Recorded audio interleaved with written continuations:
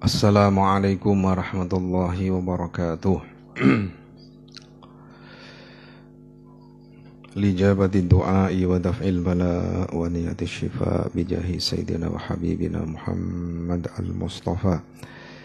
Kangge wasilahipun dipun ijabahi doanipun kula panjenengan ingkang sae wa daf'il bala lan dados wasilahipun dipun tolakak blai musibah saking kula panjenengan sami wa niyati syifa lan niat nambani penyakit lahir lan batosipun kula panjenengan sami. Al-Fatihah. Bismillahirrahmanirrahim. Alhamdulillahi rabbil alamin arrahmanirrahim maliki yaumiddin.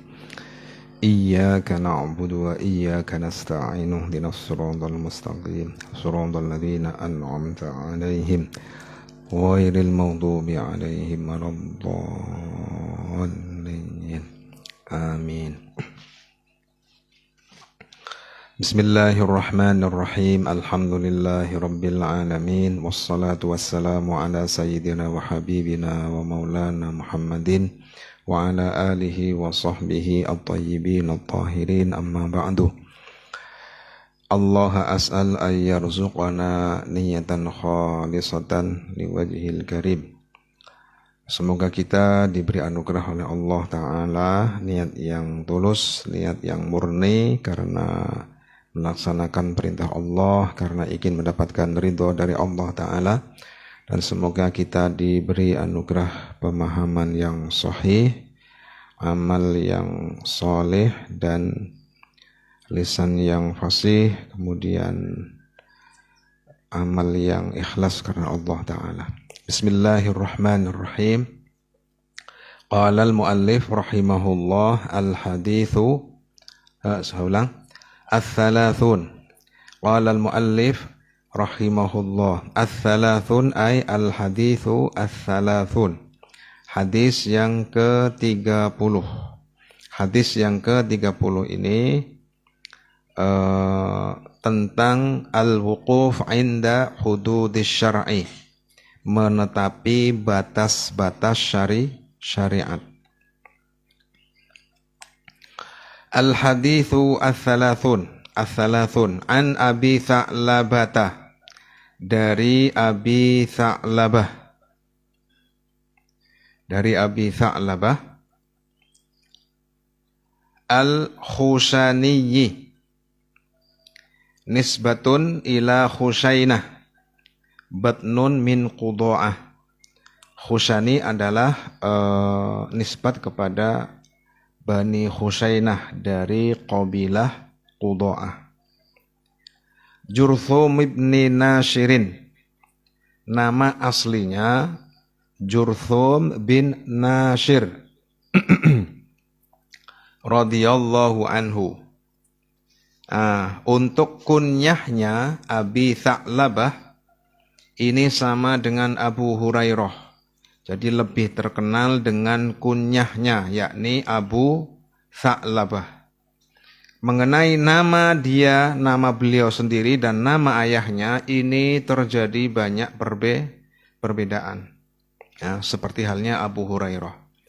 Lah kemudian bapak dan anak, Jurthum sebagai anak dan Nashir sebagai orang tua, ini keduanya Islam, keduanya adalah sahabat. Lah maka di sini seperti yang biasa dilakukan oleh Al-Hafidh An-Nawawi, seharusnya menggunakan radhiyallahu anhuma. Tapi di sini digunakan pakai apa? Radhiyallahu anhu. Padahal Jurthum dan Nashir ini keduanya sudah beragama Islam. Kemudian hadis ini adalah hadis yang dikomentari oleh Al-Imam Abu Bakar Ibnus Sam'ani, huwa aslun kabirun min usuliddin. Huwa aslun kabirun min usuliddin. Hadis ini adalah kaidah dari beberapa kaidah yang ada dalam agama Islam. Jadi hadis ini sebenarnya merupakan kaidah, merupakan mizan, merupakan timbangan bagi agama Islam. Jadi hadis ini sebagaimana yang diungkapkan oleh penyusun Al-Hafidh An-Nawawi, kitab Al-Arba'in An-Nawawiyah ini merupakan kitab yang berisi tentang apa? Qawaididdin, yang berisi tentang kaidah-kaidah agama. An Abi Tha'labat Al-Khushani Jurthum ibn Nashirin radhiyallahu anhu an Rasulillah sallallahu alaihi wasallam annahu qala innallaha farada ay aujaba. Innallaha farada ay aujaba. Faraidha ay umuran. Fala tudayyi'uha. Fala tudayyi'uha. Rasulullah sallallahu alaihi wasallam bersabda, innallaha farada faraidha. Sesungguhnya Allah Ta'ala melalui lisan para nabi dan rasul itu mewajibkan berbagai hal, berbagai urusan, berbagai perkara. Fala tudayyi'uha ay fala tatrukuha wala tuqassiru fi fi'liha. Sesungguhnya Allah Ta'ala mewajibkan berbagai perkara, berbagai ibadah, berbagai urusan. Fala tudayyi'uha, maka hendaknya kalian jangan meninggalkannya. Yang pertama itu fala tudayyi'uha, dan janganlah kalian tidak memenuhi kewajiban-kewajiban yang Allah sampaikan melalui para rasulnya. Barangkali ada orang yang sudah melakukan kewajiban tapi tidak memenuhi haknya. Jadi fala tudayyi'uha itu maknanya ay fala tatrukuha wala tuqassiru fi fi'liha. Jangan sampai engkau meninggalkannya. Apa yang Allah wajibkan maka hendaknya laksanakan. Dan jangan sampai kita itu taksir, ceroboh di dalam melaksanakannya. Tidak pada waktunya misalkan, terlalu cepat atau waktunya sudah habis, atau tidak terpenuhi syarat dan rukunnya. Nah, itu namanya tadyi'. Tadyi' itu maknanya adalah meninggalkan sama sekali atau melakukan tapi tidak sesuai dengan hak-haknya, tidak sesuai dengan syarat rukunnya. Saya ulang. Innallaha farada faraidha fala tudayyi'uha. Allah Subhanahu wa ta'ala mewajibkan berbagai hal, berbagai perkara, maka hendaknya kalian jangan meninggalkannya sama sekali atau tidak memenuhi hak-hak apa yang Allah fardukan kepada kita. Wahadda hududan, wahadda hududan ay bayyana wa ayyana sifatin au hayatin au maqadira au a'dadan au nahwa dhalik. Wa hadda hududan, dan Allah Ta'ala telah menjelaskan. Wa ayyana, bayyana wa ayyana. Wa hadda ay bayyana wa ayyana. Allah Ta'ala melalui Rasulnya, melalui lisan para nabi dan rasul, melalui kitab suci, melalui hadis, Allah menjelaskan wa ayyana, dan menentukan. Menentukan apa? Sifatin. Menentukan sifat-sifat apa yang Allah wajibkan. Wahayatin, keadaan-keadaannya, au maqadiro, ataupun ukuran-ukuran, au a'dadan, atau bilangan dan sebagainya.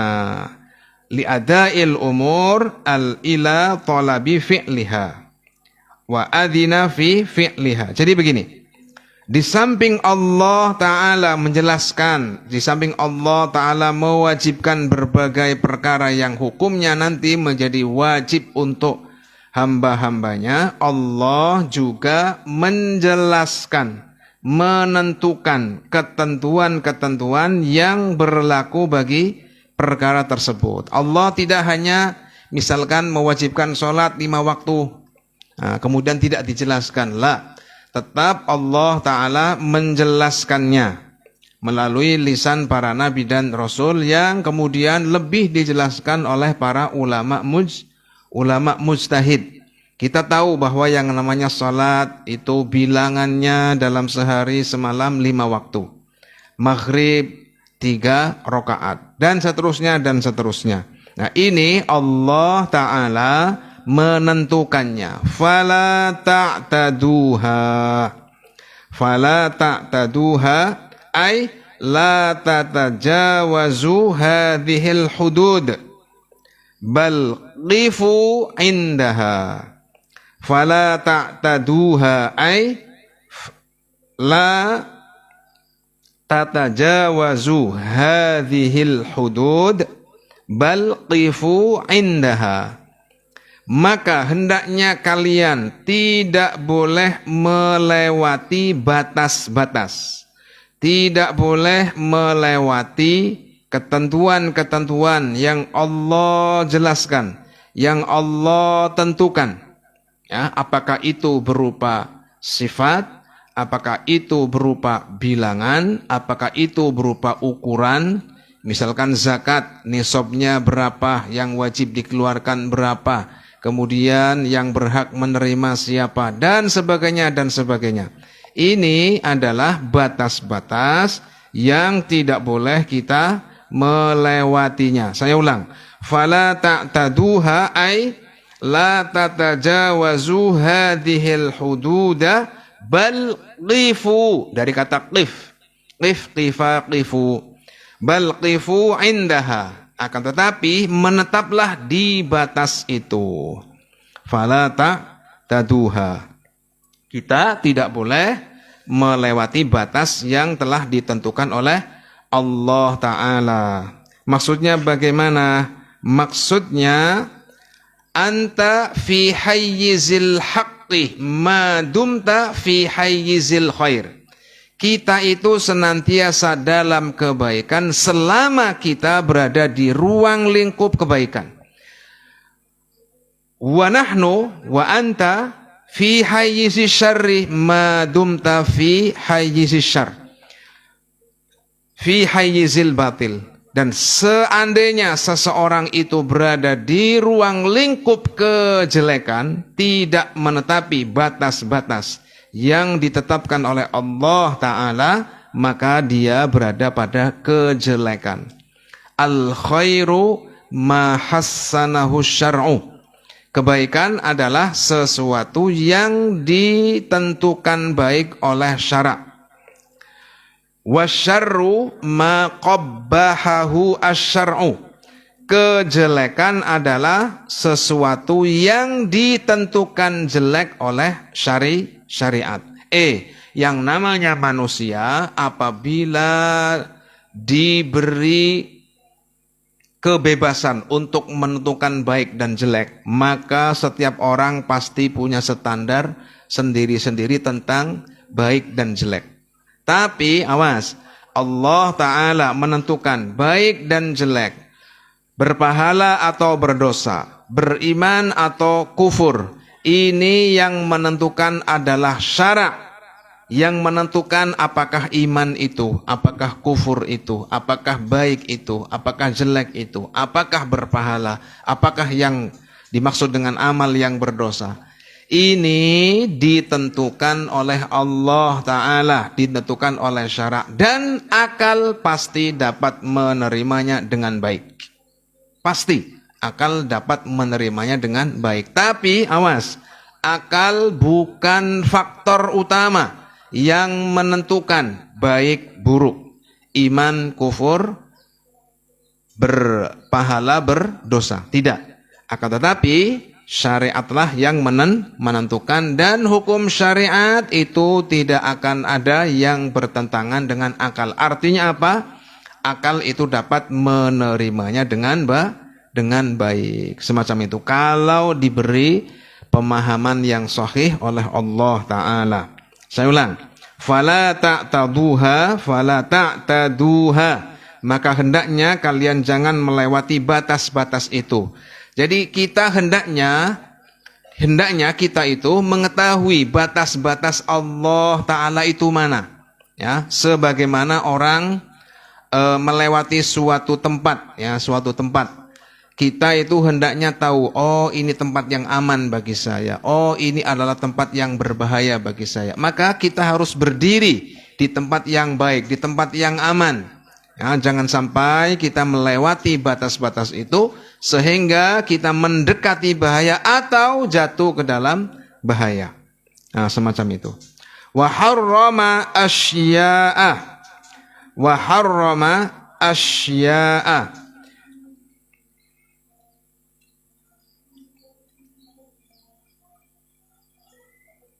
Wa harrama asya'a. Wa harrama ay hamahallah. Allah Ta'ala hamahallah. Allah Ta'ala melarangnya. Allah membatasinya. Allah membatasi. Allah melarangnya. Allah melarang berbagai perkara, berbagai urusan. Fala tantahikuha. Fala tantahikuha. Saya ulang. Wa harrama asya'a. Hamahallah. Mana'a min ayyaqrabal insanu minha.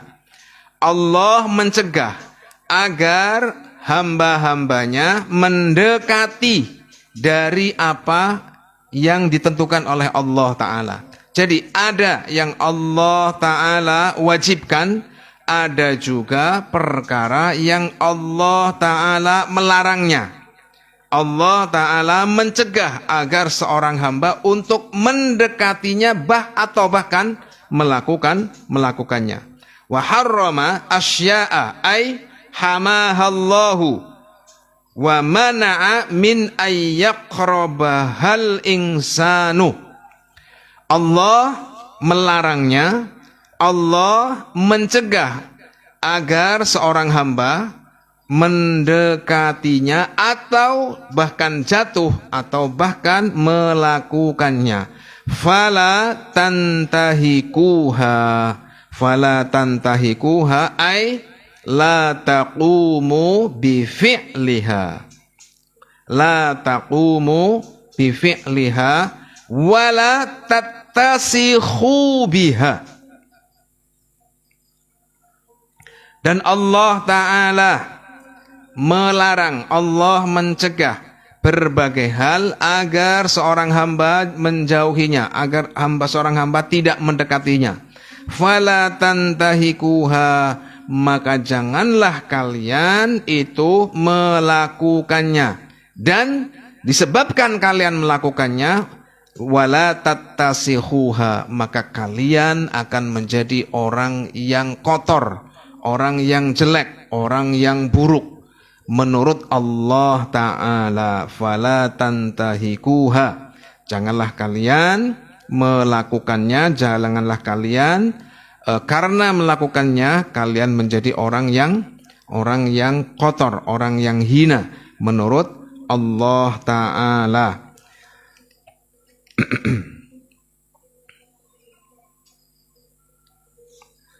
Wa sakata ay sakata, awas, Allah Ta'ala itu mempunyai sifat kalam. Allah sebagaimana zatnya ada juga mempunyai sifat-sifat yang sempurna. Di antara sifat sempurna adalah sifat kalam. Karena apa? Karena sesuatu kalau tidak mempunyai sifat kalam maka dia cacat. Maka kita harus menetapkan bahwa Allah Ta'ala mempunyai sifat kalam. Satu. Kemudian kita juga tidak boleh meyakini bahwa sifat kalam Allah menyerupai sifat selainnya. Maka tidak boleh mengatakan kalam Allah berupa huruf, suara, dan bahasa. Jadi yang pertama harus kita yakini, jika Allah tidak mempunyai sifat, maka Allah mempunyai, jika Allah tidak mempunyai sifat sempurna, maka Allah mempunyai sifat sebaliknya, yakni sifat kurang, dan ini mustahil. Maka kita harus menetapkan bahwa Allah mempunyai sifat kalam. Kemudian jangan sampai kita setelah meyakini Allah mempunyai sifat, itsbatus sifat, menetapkan sifat bagi Allah Ta'ala, jangan sampai juga menyerupakan Allah dengan makhluknya. Kenapa? Karena di dalam Al-Quran prinsip yang harus kita pegang teguh adalah dua. Apa? Laisa kamitslihi syai'. Itu isyaratun ilat tanzih, isyarah agar kita meyakini kemahasucian Allah dari menyerupai makhluknya. Terus wa huwas samiul basir, isyaratun ilal itsbat.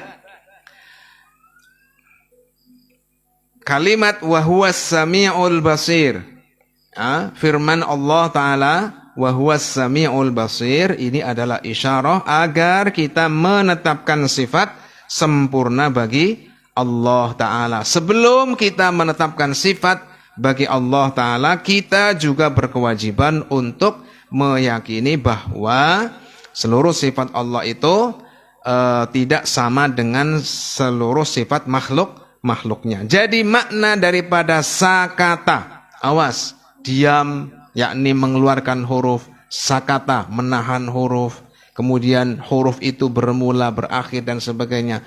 Itu adalah sifat dari kalamnya makhluk. Maka sakata di sini maknanya adalah wa taroka an-nassa fil wahyi an asya'a. Wasakata ay wataroka an-nassa fil wahyi an asya'a. Wasakata di situ maknanya wasakata an asya'a. Maknanya apa? Maknanya adalah tarokan nassa fil wahyi an asya'a. Allah tidak mewahyukan, Allah tidak menurunkan wahyu, Allah tidak mewahyukan wahyu yang menjelaskan an asya'a, tentang berbagai hal. Ada yang diwajibkan secara jelas oleh Allah Ta'ala, ada yang diharamkan secara jelas oleh Allah Ta'ala, dan ada sesuatu berbagai hal yang Allah Ta'ala tidak mewahyukan tentang status hukum perkara-perkara tersebut. Dengan hikmah apa? Dengan hikmah rahmatan lakum. Rahmatan lakum. Ay rahmatan lil ibadi wa tashilan alaihim. Allah tidak menjelaskan, Allah tidak menurunkan wahyu tentang berbagai hal. Ada yang diharamkan secara jelas, betul-betul dijelaskan melalui wahyu. Ada yang diwajibkan secara jelas melalui wahyu. Ada yang Allah tidak menjelaskan. Tidak menjelaskannya itu bukan berarti Allah Ta'ala, awas, lupa. Bukan berarti Allah Ta'ala mempunyai sifat lupa. Tidak demikian, ya. Tidak sebagaimana manusia. Kadang-kadang sudah direncana dengan baik, ini akan saya lakukan, ini tidak boleh saya lakukan. Yang katanya mau dilakukan ternyata tidak dilakukan, yang rencananya tidak dilakukan malah dilakukan. Itu namanya lupa. Az-zuhul, ya. Pikirannya itu ngeblank, ya. Pengen nulis A, keluarnya B misalkan dan sebagainya dan sebagainya. Ini tidak berlaku bagi Allah Ta'ala. Tapi awas, hikmah. Ya, hikmah Allah Ta'ala tidak menjelaskannya itu adalah rahmatan lakum. Rahmatan lakum ay rahmatan lil ibadi wa tashilan alaihim. Allah Ta'ala di dalam tidak menjelaskan, Allah Ta'ala yang tidak menjelaskan berbagai urusan itu semata-mata merupakan bentuk atau bukti bahwa Allah Ta'ala itu mempunyai sifat rahmat kepada kalian wahai para hamba-hamba dan agar kalian mendapatkan kemudahan ghaira nisyanin bukan karena lupa. Bukan karena lupa. Fala tabhathu anha.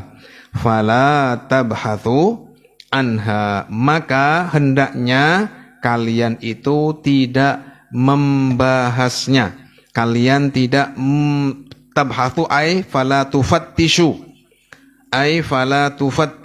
anha. Janganlah kalian meneliti tentang hukum-hukum yang tidak dijelaskan oleh Allah Ta'ala. Para ulama salaf itu ketika ditanya tentang sesuatu, mereka akan bertanya balik. Apakah yang kalian tanyakan itu sudah terjadi apa tidak? Maka jawaban kalau yang bertanya belum terjadi. Kalau belum terjadi, kenapa ditanyakan? Maksudnya seperti itu. Jangan menanyakan sesuatu yang tidak terjadi atau sesuatu yang tidak kita amalkan, tidak menjadi dasar dalam kita beramal, dalam melakukan sesuatu, tidak menjadi dasar di dalam kita meninggalkan sesuatu. Yang jelas hukumnya kita lakukan, yang jelas hukumnya kita tinggalkan. Ini sikap kita terhadap hadis ini. Para ulama dulu itu ketika ditanya suatu permasalahan untuk mendidik mereka, jangan banyak tanya, tapi nyataannya itu banyak yang ditinggalkan, yang tidak diamalkan. Ilmu yang sudah diketahui tidak diamalkan. Jadi membahas seperti yang terjadi pada Bani Israel, ya. Yang terjadi pada Bani Israel, Masya Allah. Ini Nabi kita itu mendidik umatnya, mendidik kita semuanya agar tidak meneliti hal-hal yang yang tidak dijelaskan oleh Allah Ta'ala. Yang jelas-jelas diperintah lakukan, yang jelas-jelas dicegah untuk dijauhi yang demikian. Akan tetapi para ulama karena mereka itu khawatir ilmu itu akan hilang. Misalkan ulama mengetahui hukumnya A ini belum terjadi, tapi khawatir hukum ini akan hilang. Tadi kan katanya kalau belum terjadi jangan ditanyakan. Ini belum terjadi, tapi karena khawatir akan hilang, maka mereka menulis dalam kitab mereka. Jadi bukan karena ingin dianggap karangannya besar, kitabnya besar, menerangkan hal-hal yang belum terjadi, yang tidak dibutuhkan oleh masyarakat diterangkan. Bukan, tapi karena kekhawatiran apabila ilmu yang ada pada hati mereka itu menjadi hilang kalau mereka meninggal, siapa yang meneruskan? Al ilmu fis sudur. Ilmu itu sebenarnya ada pada hatinya para mujtahid. Kalau tidak disampaikan, kalau tidak ditulis, maka orang yang bukan kapasitasnya mujtahid tidak mengetahui hukum-hukum yang ada pada hatinya mereka. Maka mereka buatlah kitab-kitab. Agar apa? Agar ilmu yang ada di hati mereka itu bisa dimanfaatkan, bisa diketahui oleh orang lain. Semacam itu. Jadi saya ulang. Maksudnya apa? Jadi wasakata di sini mananya apa?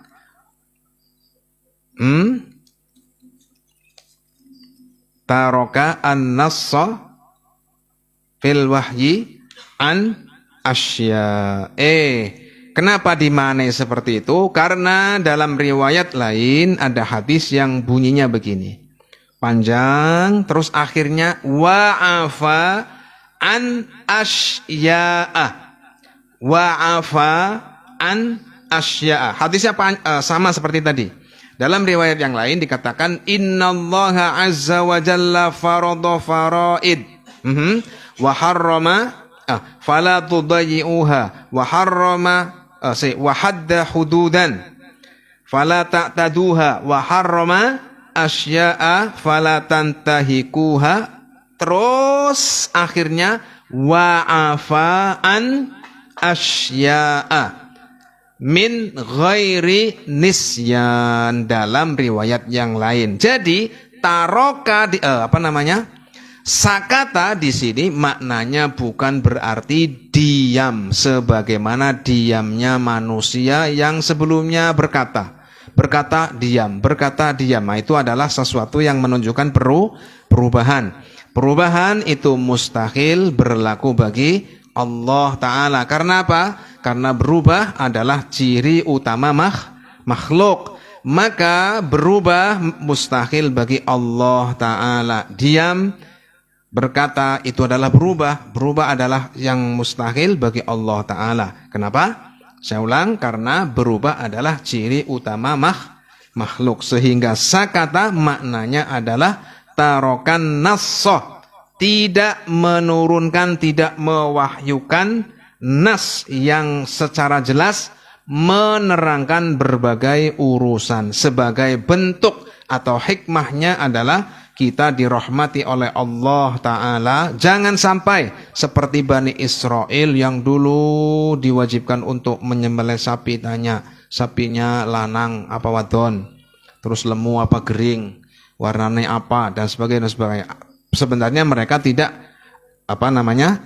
tidak punya kemauan untuk melaksanakan menyembelih, tidak mau melaksanakan perintah Allah Ta'ala.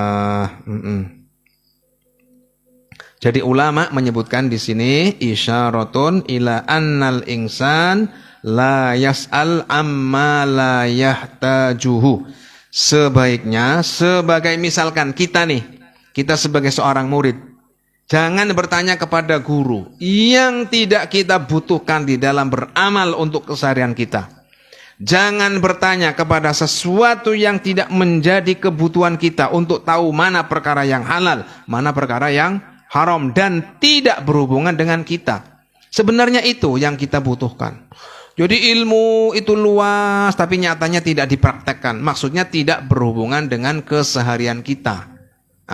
Jadi hadis ini isyaratun ila annal insan yambaghi alla yas'ala amma la yahtajuhu. Seharusnya seseorang itu tidak bertanya kepada hal-hal yang tidak dibutuhkan oleh dia. Terus yang kedua, hadis ini isyaratun annat tarka la yufidu at-tahrim. Sesuatu yang tidak dijelaskan, tidak diturunkan wahyu, itu bukan berarti diharamkan. Ada kaidah dalam usul fiqih. Ada kaidah dalam kitab-kitab usul fiqih yang disebutkan oleh para ulama. At-tarku la yufidu at-tahrim. Catat tuh. At-tarku la yufidu at-tahrim. Sesuatu yang tidak diwahyukan. At-tarku di sini maksudnya apa?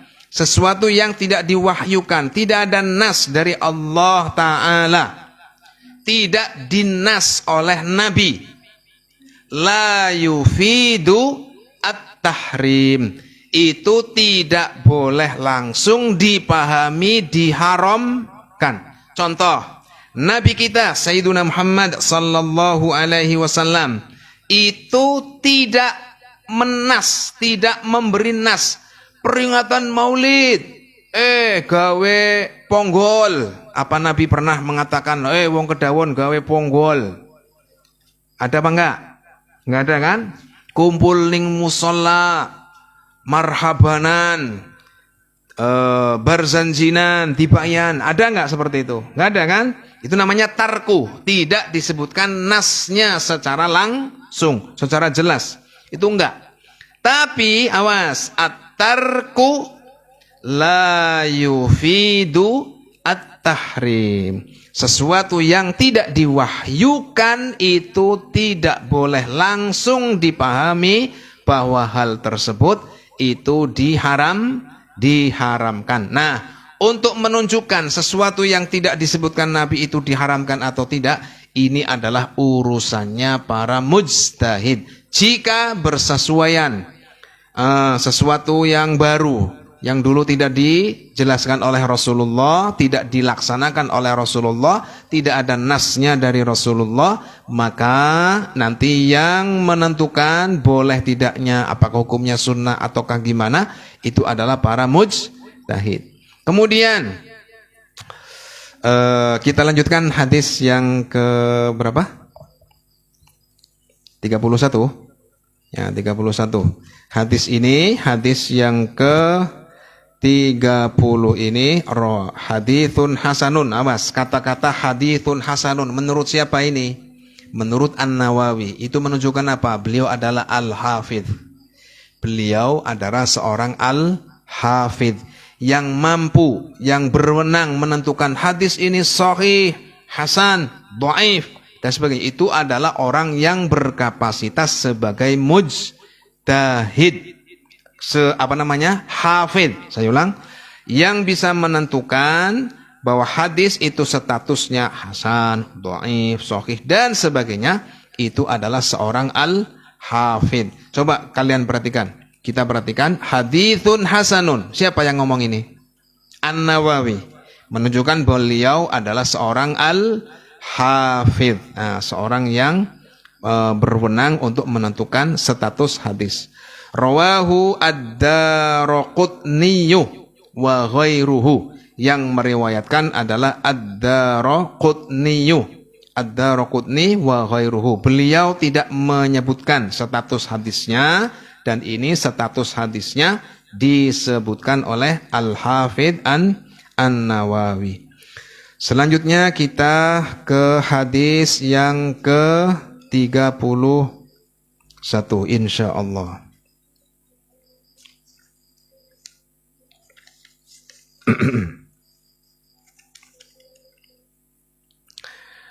Al-Hadi wath-thalathun.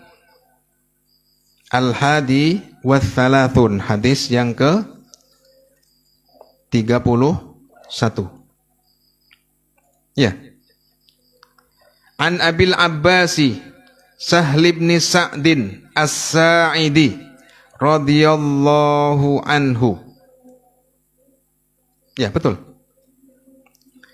An Abil Abbas Sahl ibn Sa'din As-Sa'idi radhiyallahu anhu annahu qala jaa rajulun ilan nabiyyi sallallahu alaihi wasallam faqala ya Rasulullah. Diriwayatkan dari sahabat Sahl, nama aslinya itu Khuznan. Maknanya apa? Khuznan itu maknanya susah. Ono wong kok diarani angin ribut misalkan, maka gantilah dengan jangan ganti angin topan. Nama yang buruk, nama yang maknanya buruk itu wajib diganti. Kalau ada orang namanya misalkan tadi misalkan apalah yang buruk ya. Nama buruk itu maka wajib untuk diganti. Nama aslinya Khuznun, maknanya susah. Ono wong kok diarani susah. Jenengan duwe bayi, duwe putu, duwe anak diarani Raden Ajeng susah misalkan. Boleh apa enggak? Ya enggak boleh lah. Maka diganti dengan Raden Ajeng misalkan Sumringah misalkan. Raden Ayu Mesem misalkan. Jangan Raden Ayu Besengut. Jangan. Nama aslinya adalah Khuznun, ya, itu diganti oleh Rasulullah sallallahu alaihi wasallam dengan nama Sahal, gampang. Gampang. Khuznun susah, kangelan. Didoakan oleh Nabi menjadi orang yang mudah. Bin Sa'ad, bapaknya namanya Sa'ad, kok anaknya dinamai dengan susah, kan repot ini. As-Sa'idi radhiyallahu anhu qala jaa rajulun.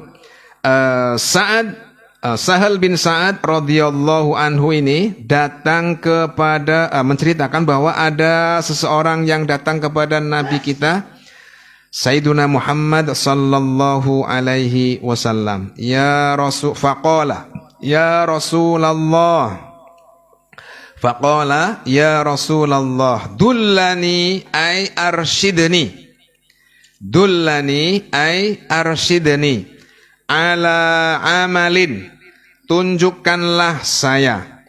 Yang namanya orang itu ketika sowan ke kiai biasane jaluke apa? Bawange panen, regane larang.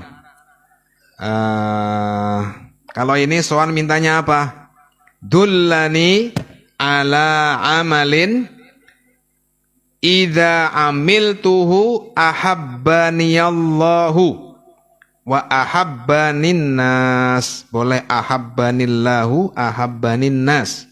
Wahai Rasulullah sallallahu alaihi wasallam, tunjukkanlah saya suatu amal yang jika aku melaksanakannya, saya itu menjadi hamba yang dicintai oleh Allah. Awas, mahabbatullah iradatur rahmah warridho. Saya ulang. Mahabbatullah itu maknanya adalah ar-rahmatu warridho. Jadi maksud dengan mahabbah Allah Ta'ala adalah kita itu dirahmati, kita itu diberikan nikmat, terus ridho, dan kita dikehendaki kebaikan. Wahai Rasulullah, tunjukkanlah saya amal yang dengan amal itu Allah Ta'ala memberikan rahmat, memberikan nikmat kepada saya yang khusus. Rahmat yang disertai pengagungan. Kemudian ada yang namanya ridho dari Allah Ta'ala. Wa ahabbanin nas, dan saya dicintai manusia. Mahabbatun nas asyafaqatu minhum. Kemudian saya dibelas kasihi. Aku ki dieman ning menungsa. Awas, mahabbatullah dengan mahabbatun nas maknanya beda. Makna dari mahabbatullah apa tadi? Iradatur rahmati warridho. Jadi Allah menjadikan dia orang yang dirahmati, orang yang diberikan nikmat, diberikan rahmat oleh Allah, dan diberikan ridho, diberikan kehendak yang baik oleh Allah Ta'ala. Terus wa ahabbani, saya itu dikasihi oleh manusia. Saya tidak dibenci, saya tidak dimusuhi oleh manusia. Kemudian apa jawabannya Rasulullah? Rasulullah sallallahu alaihi wasallam bersabda, faqala izhad fid dunya. Selah yang mazmum, yang berada di atas bumi ini, itu namanya dunia. Nah, yang dimaksudkan oleh Rasulullah sallallahu alaihi wasallam itu adalah makna yang kedua. Jadi, awas, izhad fid dunya. Awas, maknanya izhad fid dunya. Maknanya, makna zuhdi fid dunya hamlun nafsi alal lingsirafi an mata'iha ma'a qudratil insani alaih wala yu'alliqu qalbahu biha wa yastaqbilu bi amril akhirah. Itu makna daripada az-zuhdu. Sulit mengikuti? Coba saya dikte nih. Hamlun nafsi hamlun nafsi alal insirafi an mata'iha ma'a qudratil insani alaihi. Hamlun nafsi alal insirafi, terus apa? An mata'iha ma'a qudratil insani alaihi wala yu'alliqu qalbahu biha wa yashtaghilu bi amril akhirah. Masya Allah.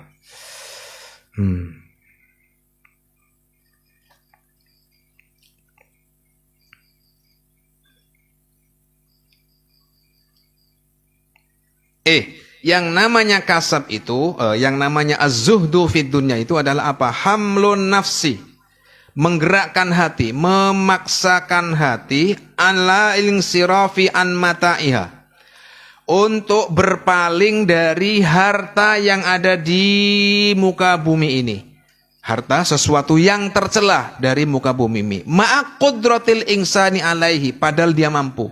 Padahal dia punya kemampuan. Wala yu'alliqu qalbahu biha. Hatinya tidak dipautkan dengan apa yang ada di dunia. Dan dia senantiasa sibuk dengan urusan akhirat. Awas. Yang dimaksudkan itu adalah bukan berarti seseorang tidak boleh mencari nafkah yang dibutuhkan untuk keluarga, yang dibutuhkan untuk anak dan istrinya misalkan. Yang namanya zuhdu fid dunya laisa mutawajjihan ila tarkil kasbi minal halal. Yang namanya zuhud fid dunya bukan berarti meninggalkan perkara atau meninggalkan kasab untuk mencari perkara yang halal. Rasulullah sallallahu alaihi wasallam bersabda, ni'mal mal as-salih lirrajulis salih. Rasulullah bersabda, ni'mal mal as-salih lirrajulis salih. Harta yang paling baik, ni'mal mal as-salih. Ni'mal mal as-salih itu adalah bagi rajul yang soleh. Yakni apa? Mendapatkannya dengan cara yang baik, mengeluarkannya dengan cara yang baik. Mendapatkannya dengan cara-cara yang sesuai dengan syariat, mengeluarkannya, mentasarrufkannya itu juga dengan tata cara yang baik, tata cara yang sesuai dengan syariat. Ini yang dimaksud dengan harta yang baik di tangan orang yang baik. Ni'mal mal as-salih, sebaik-baik harta yang diperoleh dengan cara yang baik itu nanti ya berada pada tangan yang soleh. Yakni apa? Dia mendapatkannya dengan cara yang soleh, dengan cara yang baik, mengeluarkannya juga dengan cara yang baik. Yang namanya zuhud fid dunya itu sebagaimana dicontohkan seumpama Utsman bin Affan. Beliau adalah pedagang, tapi 3 kali beliau mengeluarkan hartanya semuanya demi perjuangan Rasulullah sallallahu alaihi wasallam. Kemudian seumpama Abdurrahman bin Auf, ini adalah sahabat yang kaya raya, akan tetapi tidak ada yang namanya beban apabila dia mengeluarkan hartanya. Ini Abdurrahman bin Auf radhiyallahu anhu. Beliau keduanya adalah orang kaya. 2 orang ini, Abdurrahman bin Auf dan siapa? Utsman bin Affan, ini termasuk al-mubasysyaruna bil jannah. Mubasysyaruna bil jannah, pasti masuk surga tanpa adanya azab berdasarkan nas dari Nabi. Abdullah ibnul Mubarak. Abdullah ibnul Mubarak itu adalah ulama, rujukannya ulama lain, seluruh ulama pada waktu itu adalah Abdullah ibnul Mubarak. Tapi beliau ini adalah orang yang kaya Ya, walaupun beliau orang kaya, tapi beliau adalah rujukan dari para ulama lain di zamannya. Terus apakah wasiat Rasulullah sallallahu alaihi wasallam? Izhad fid dunya yuhibbakallah. Izhad fid dunya faqala izhad fid dunya yuhibbakallah. Janganlah engkau menautkan hatimu terhadap dunia sehingga engkau lalai terhadap kewajiban akhirat. Yuhibbakallah, maka engkau akan mendapatkan rahmat, engkau akan mendapatkan ridho dari Allah Ta'ala. Zuhud menurut Al-Imam Ahmad bin Hambal ada 3. Yang pertama adalah tarkul haram. Yang pertama adalah tarkul haram. Ini wajib, tidak boleh tidak meninggalkan perkara yang haram. Wahwa zuhdul awami, ini adalah zuhudnya orang awam, orang kebanyakan umat Islam. Wathani tarkul fudul minal halal, wahwa zuhdul khawasi. Yang kedua adalah meninggalkan atau menyedikitkan sesuatu yang berlebih dari perkara yang mubah. Padahal mubah, tapi ditinggalkan, disedikitkan. Untuk apa? Untuk ikhtiyat, agar terhindar dari perkara yang haram. Wahuwa zuhdul khawasi.